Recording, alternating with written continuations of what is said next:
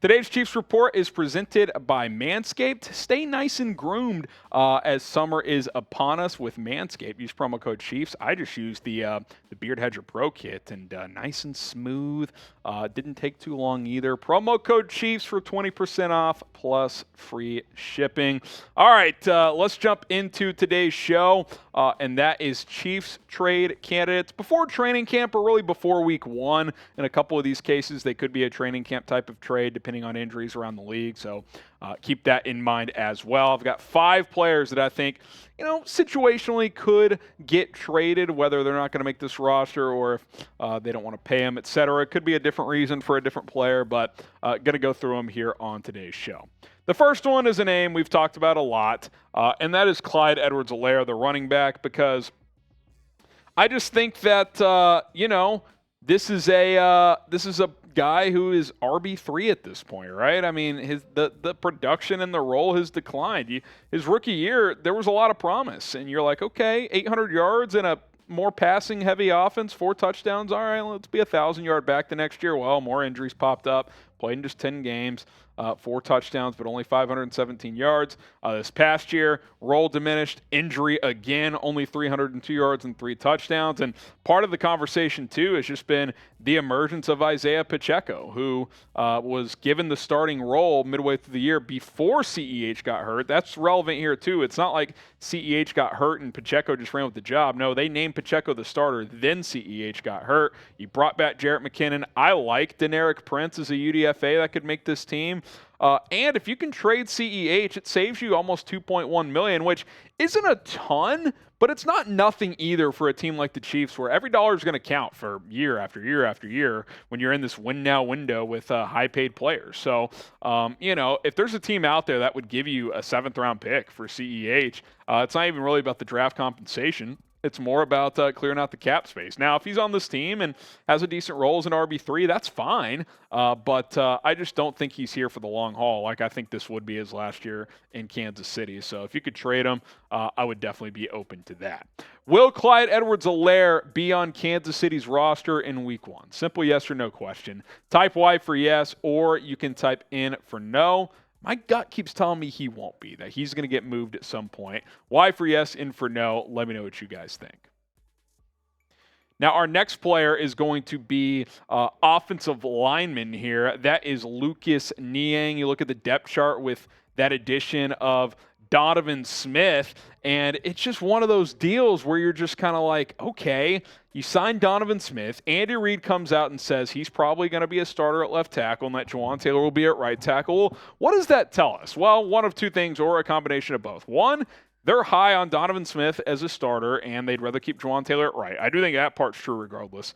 2, the Chiefs may not like Lucas Niang. They may not be high on him, or maybe his injury recovery isn't to the level of what they had hoped, because remember in 2021, he was a serviceable starter at right tackle for about half the year, tears his pec, takes him over a year to get back, ended up being a backup late last year after he came off PUP and IR, but you go out and sign Donovan Smith, that kind of tells me that they're not super high on Niang at this point, that they don't think his potential is that great. So, I thought he could be a starter, but if they're going to keep Taylor at right tackle, he's a backup, because I don't think Niang can flip and play left. So maybe you get a day 3 draft pick and just move on. This has been a guy who's just not been available. He was a COVID opt-out in 2020, got hurt second half of 21, served as primarily as a backup last year, and now he's not projected to be a starter. So that's kind of where we sit with Lucas Niang. They may not be that high on him, even though at one point I think they did like his potential. Now,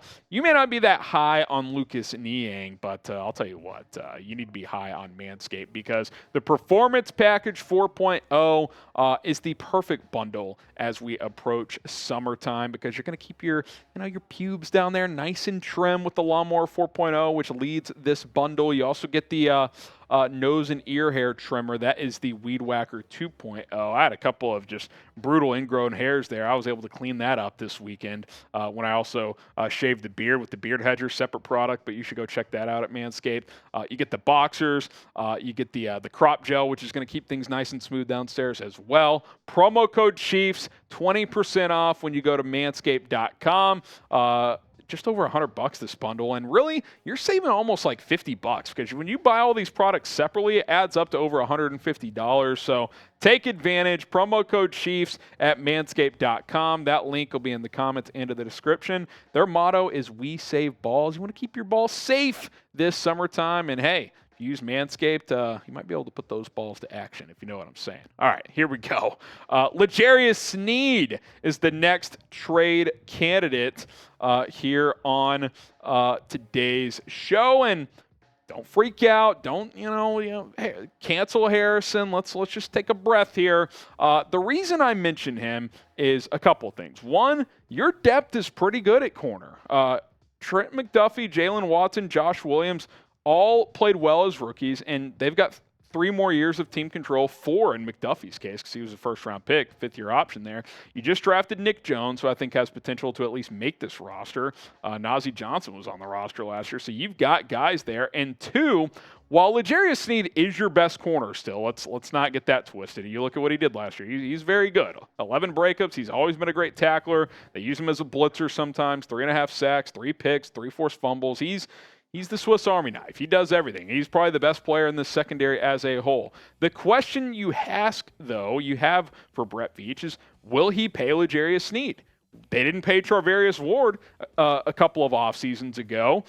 If Brett Veach doesn't have a contract for Sneed budgeted, then maybe you consider trading him. What if a team is willing to give you a first-round pick or even a second-round pick? I'm not looking to trade Sneed, but is there a scenario where I would at least consider it? I think there is. Now, again, that would be a big blow for this year's team, but he's going to command $12, $13, $14, maybe even $15 million with a strong year here in 2023 per year. I mean, Charvarius Ward got 3 for 42, and I think Sneed has more versatility.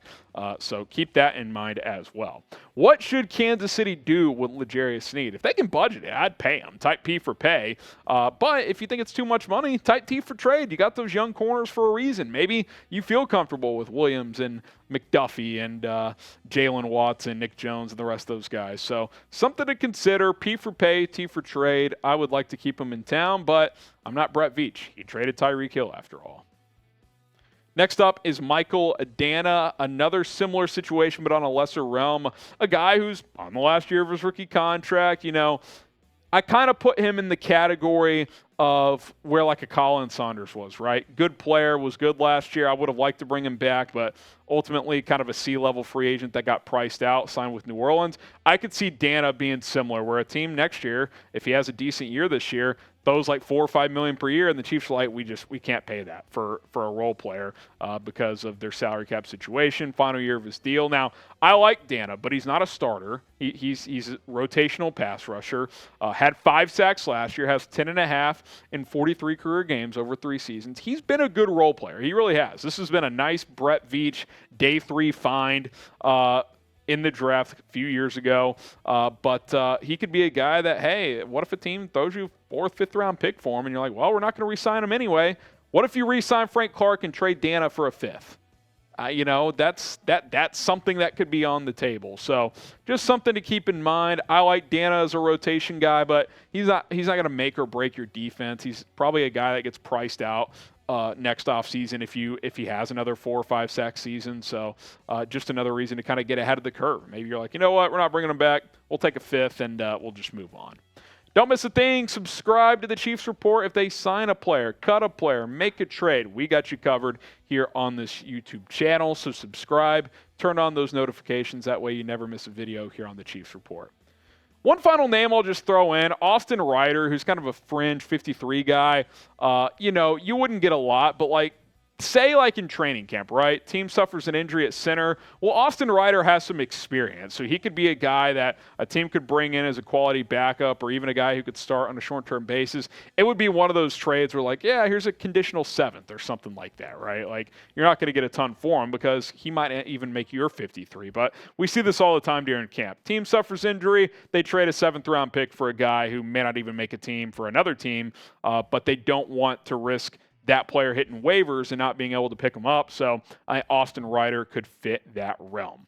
Okay, name a player that the Chiefs should trade down in the comments below. I think Clyde Edwards-Helaire is certainly the popular one, but we went through some other ones here. Let me know what you guys think. And be sure to subscribe, like we said, videos on a daily basis, news, rumors. If a player gets traded, cut, signed, we're going to cover it here on the Chiefs Report by Chat Sports. So subscribe, turn on those notifications. I'm your host, Harrison Graham. We will continue to plug out daily content around your Kansas City Chiefs.